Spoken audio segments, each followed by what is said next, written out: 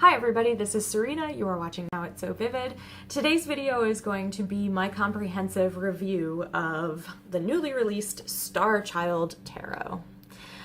This deck was crowdfunded by Kickstarter. I had contributed myself. That's how I pre-ordered the deck, and then it came to me late last week in the mail. I was very excited to open it up and get to know this deck.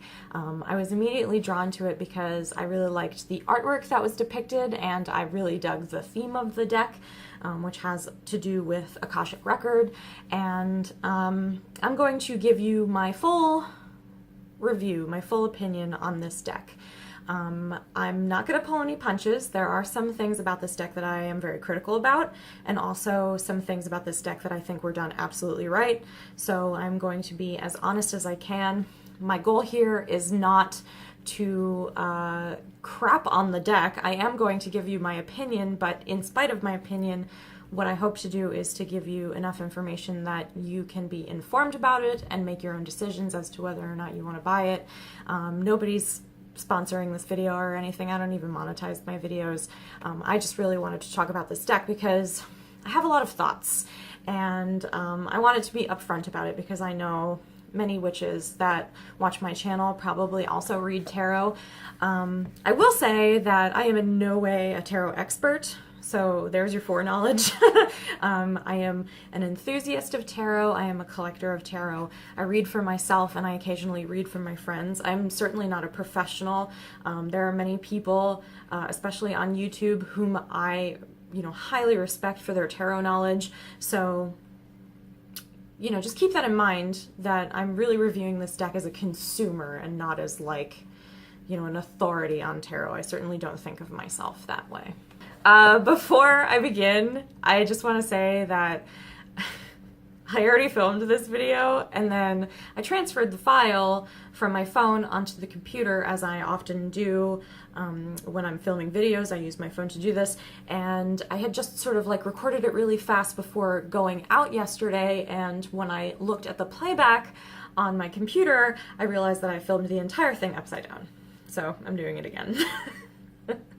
And I'm not, like, before any of you comment, like, oh, you could have flipped the video around doing this, please know that it was much more worth it for me to redo the video because I was a bit, I'll say rambly and not as concise as I wanted to be the first time around, but I thought that that was pretty amusing. I filmed the entire video upside down. So let's talk about the deck. I'm gonna start I have like a personal, unofficial rating system. I've never like used this rating system out loud anywhere, but it is my personal rating system where I will, value a tarot or judge a tarot deck by certain attributes it has. And the first attribute that I want to talk about is the quality of the deck itself. The deck comes in this very sturdy, hard cardboard box. There are some decks now that are independently made where they cater a lot to what the consumer generally wants, and proper storage is a big one for me, I know, in particular, because those paperboard boxes that come outside most like US games or like the old versions of Los Scarabeo decks before they started like paying attention, those paperboard boxes often just go in the trash immediately, and then I'll find like a cloth to wrap it in or a drawstring bag or something. I hate those boxes. They definitely do not protect your cards. So I was very pleased when I saw this, and it's a very attractive box. It's got like the gold leafing in these wings up here, and then in certain parts of the border. The box is pretty cool. The inside says "We are all stardust," and then you've got depictions of the 4 suits: a cup, a wand. The 4th suit in this tarot is called crystals instead of discs or pentacles or coins. It's called crystals, and then swords. So that's pretty cool.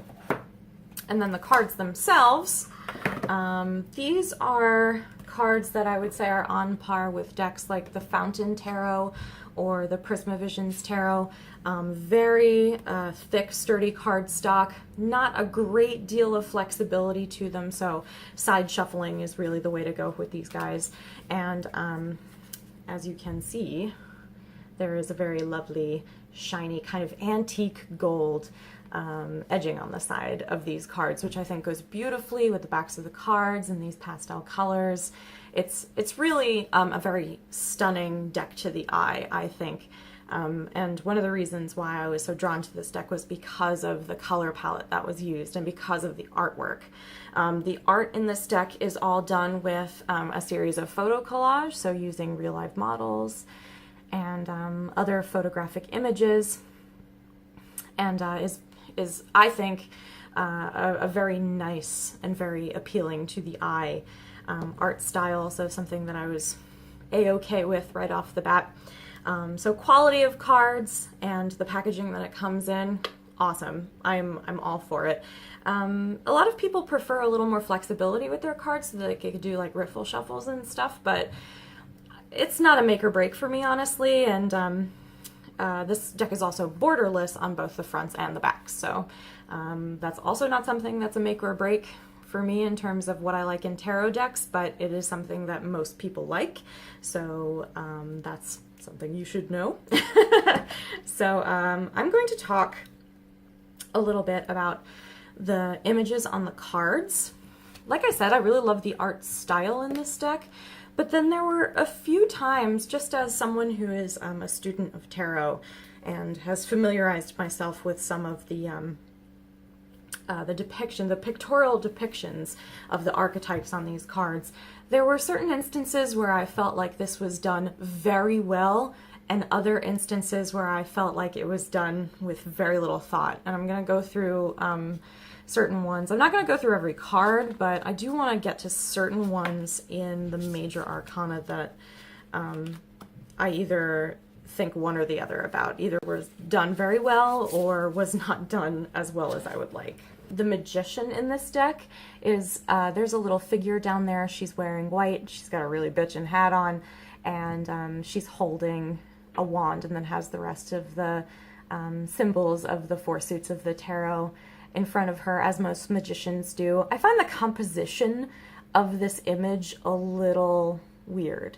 There's very little going on in the foreground and then like a huge landscape going on in the background. That's not something that I would have chosen to do for my depiction of the magician. The magician is one of my favorite cards in the major arcana, right? And I really feel like an opportunity was missed here to show the magician as a powerful figure or as someone who is very capable and using the tools that is in front of her. Mostly, I don't understand the execution of this card. So that's one of them. Let's see. So another card, probably my least favorite of all of them in the major arcana, is the Hierophant. I don't know about you, but this doesn't really say much about the Hierophant for me. I do think it's an interesting twist that the Hierophant in this deck is a woman, but I don't know what she's doing. She doesn't look very authoritative. She's kind of looking down at her hand, and then there's a light in her hand, and I'm not really sure what's actually going on in this card that makes it Hierophant-like. So that's one of the ones that I was the most disappointed by. I didn't get it. I still don't. A card that I think was done very well, like beautifully well, was actually the Lovers. The Lovers is perfectly depicted in this image in my mind. There are two people here. You can't tell if they're a couple. You can't tell if they're just the best of friends. They've got their pets. There's a sense of, you know, the Lovers card being more than just about romantic love. It's also about adoration or an intimacy and, you know, the choice of the people that we keep around us and how they affect those things.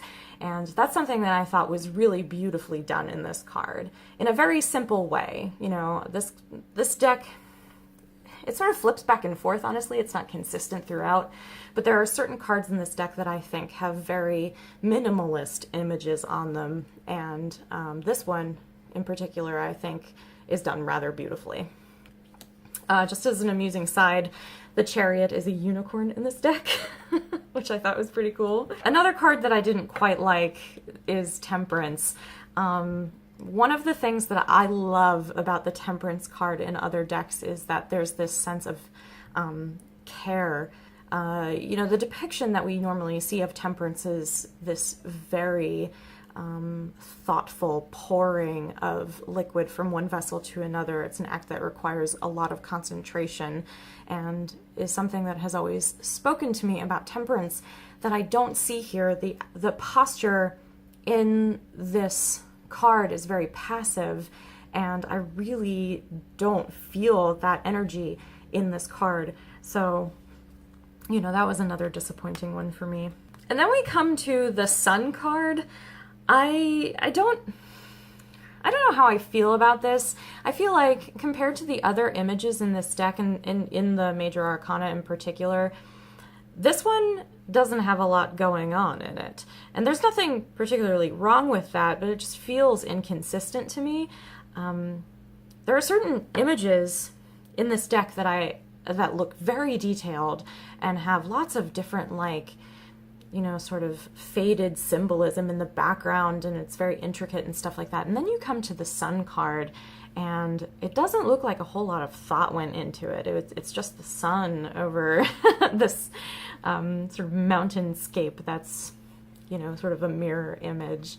And that mirror imagery is, in part, one of the reasons why there's so much symmetry in this deck. I feel like it feels kind of like it was just sort of a filler for the background in certain instances, and this is one of, I think, the biggest offenders of that. So I think this would be a good point for me to talk about some of the other changes to the Major Arcana in this deck. And that is that Danielle Noel, the creator of this deck, decided to change some of the names of the cards and some of the ideas around those cards in the Major Arcana. For instance, the very first card that you pick up, which we normally know as the Fool, card 0, in this deck is called the Starseed. And I'm going to read from the book what the message of this card is supposed to be, so you guys can sort of get an idea where she was coming from when she created this deck. The starseed is the inner spark of your being that journeys throughout the many lifetimes, forms, and worlds of your story. It is a divine energy that gives you strength and foresight to go your own way along a new uncharted path. When you connect this part of yourself, the serendipitous moments seem to continuously unfold around you, and magic is present in your life. It is your own internal compass that directs you toward your dreams and inner light. And then there's more. I mean, like, I'm not going to read the whole thing, but there is an element to this card that I feel like is very simplified compared to what I consider the Fool to be. I consider the Fool to be, yes, a new journey, but also a sense of frivolity and and sort of blitheness. And I feel like that the mood of this card is very different. And indeed, the fact that this is changed means that the Fool's journey in this deck is changed. So keep that in mind as I move forward. There are certain things that I either don't understand or don't like or don't appreciate yet about the Major Arcana of this deck that may be to do with me not fully grasping what the Starseed is supposed to be about yet. Like I said, I've only done a few readings with this deck, so, you know, I haven't really given it more than just a test run, but just bear that in mind as I explain some of the other cards. The next card to be changed was the Hermit card, and in this deck it is called Serenity. This is actually one that I have no poor comments to make about. I actually think this card is really stunning. And then the next card, which I have questions about, is Perspective. This is card 12. We usually know this card as the Hanged Man. Now, in terms of a change of viewpoint as an interpretation of the Hanged Man, this card makes perfect sense. But I think it loses something by omitting the facet of the Hanged Man about sacrifice. And that's something that I might have to adjust to moving forward. Again, not a choice I would have made, but I didn't make this deck. So, you know, I'm sure there are justifications that the creator of this deck has made. And I I'm gonna comment a little bit about the companion book that I pre-ordered with the deck, but I will say before I talk about it that I kind of wish that there was a little bit more explanation into what was depicted on these cards and why, but you know, it's just one of those things. And then the very next card, which we normally know as Death, has been transformed. That was a bit of a slip of the tongue, actually. It's been changed into a card called Transformation. I love this image so much. You guys have no idea. Oh my god. Like, it's another depiction of symmetry that I think is really cool. This shadowy figure, you know, her soul is kind of like being drawn up into the space above her, and it does feel very transformative. So that was a change, and this is another card that I particularly like.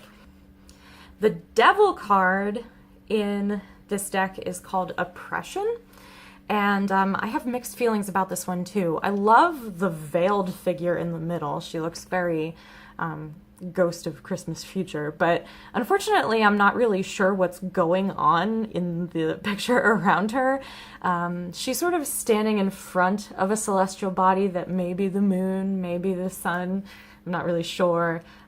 She's got the earth here hovering over her left hand, and then a feather, and then a crystal over here, and then under the crystal is something that I cannot for the life of me figure out what it is.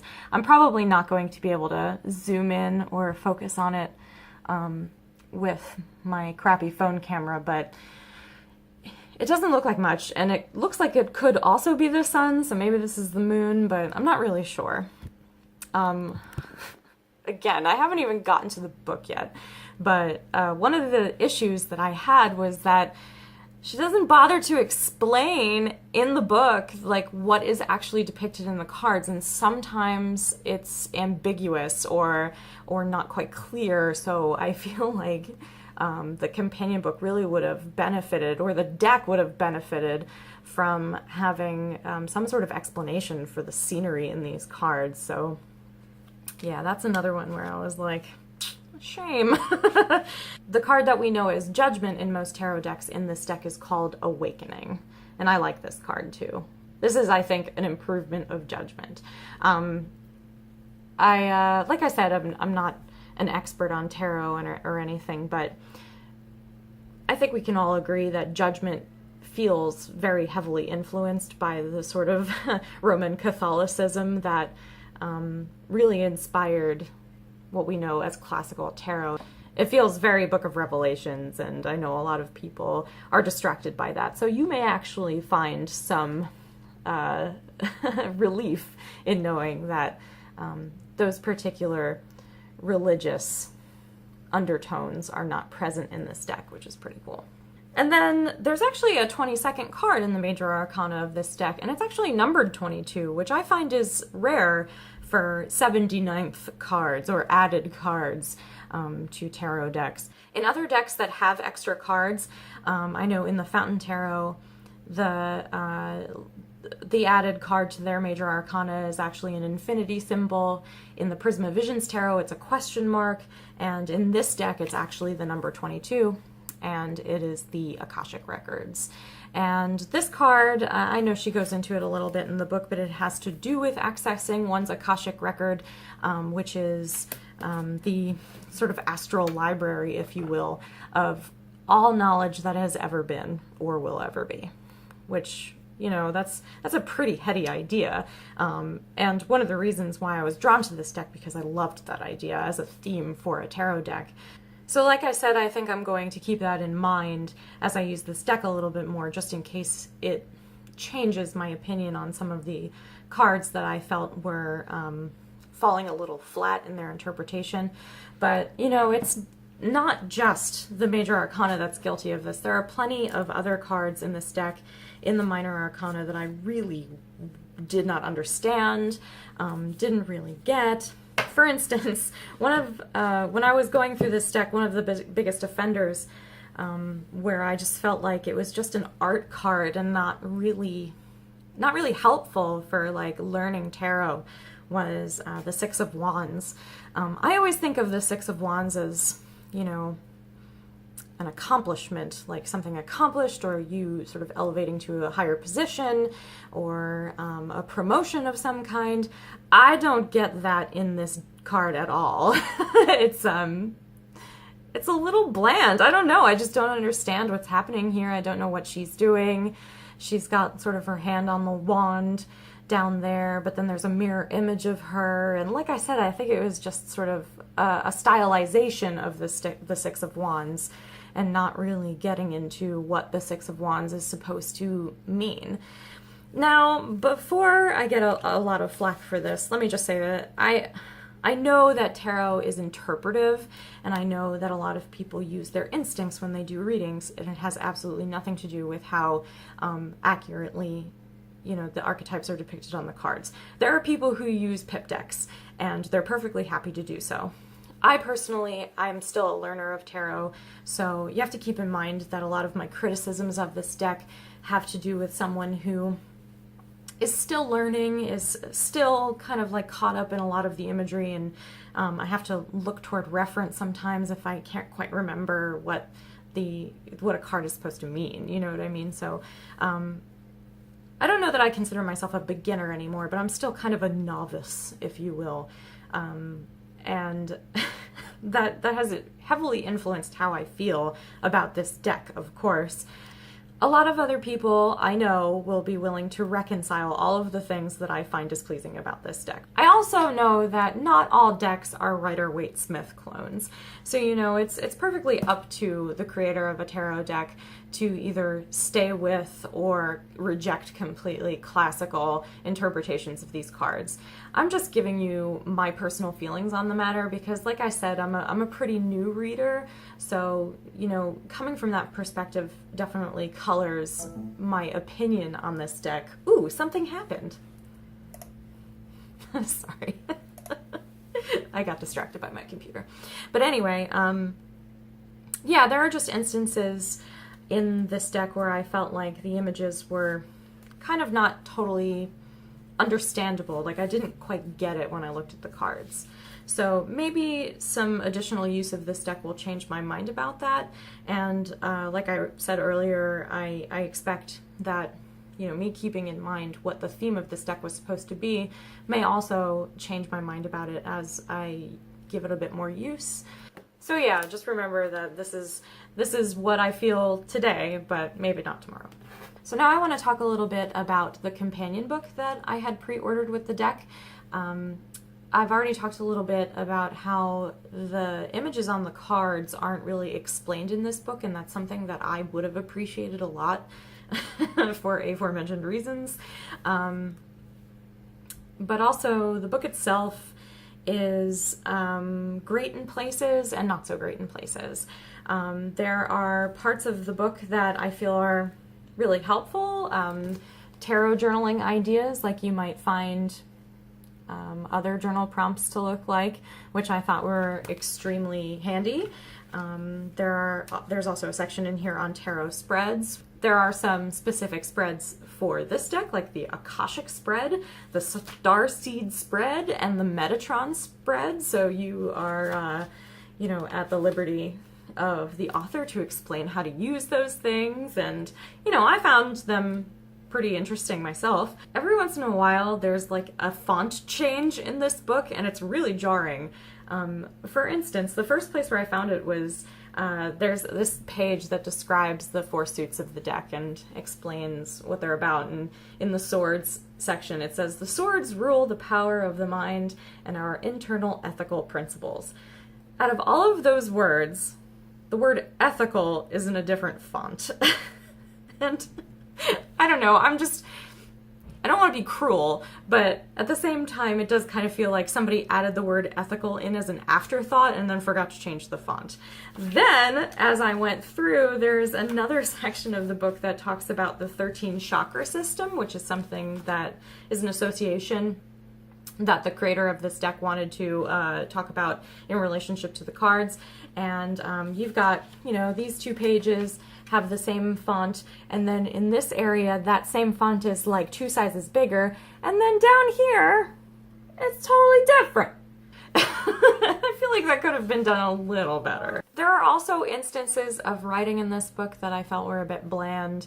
I don't know, maybe I expect too much of a tarot reader, or maybe by that point I was already kind of disappointed by certain aspects of this deck, so I didn't really give enough credit where credit was due. I mean, she did write a book to go along with her deck, but I still feel like it could have been done better. There are instances in the writing where I feel like there could have been a bit more clarity of explanation, where I felt like from card to card some of the meanings didn't quite feel different from one another or weren't comparable enough.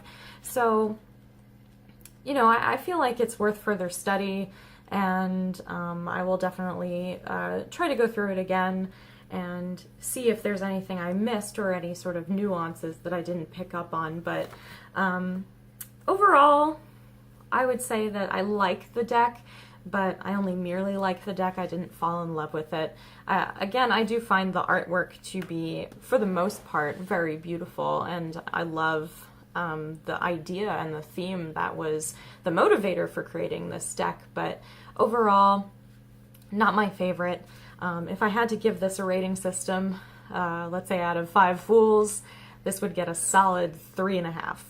So I hope I've given you enough information in this video that you can make your own decision on it. I hope I didn't turn anyone off, especially because I do think that this deck is meant for someone, you know what I mean? It just probably isn't meant for me. I don't think of it as a failure by any means, but you know, these are my own personal thoughts on this deck and my first impression for owning it for like the past like 4 or 5 days or whatever it is. So just keep that in mind, and I hope at the very least that you found this video informational, and you can make your own decision based on the information provided. So that's it, you guys. Thank you for joining me today for this review of the Starchild Tarot. I will talk to you next time. Hope everybody is having a decent time through Mercury retrograde, and until I see you in the next video, I wish you all sweet dreams. Bye, guys.